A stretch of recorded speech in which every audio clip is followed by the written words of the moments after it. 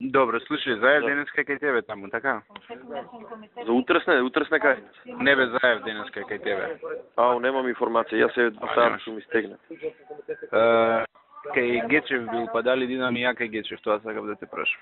Па не че е лошо, Гечев некој имаше убава изјава у Капитал за нас. Аха. Не че е лошо. Гечев гледа, јас на министрот Јанакиевски му кажав дека ако отиде премиерот, мислам дека не ќе ни биде полн погодок. А премиерот сега да и на овој период. Ама он вака вика, ако дојде тука, ја ќе изјавам дека од оваа влада нема подобро, вика, јавно тоа ќе го кажа. И после можеме тоа као убав спин да му го употребиме, нели, еве, кандидатот и за премиер на СДС кажува добро за оваа влада. Доволно е ние утре да направиме средба и да го покриеме ова Заев што бил таму. Тоа ми е тоа. Добро, бива. Изборите со него.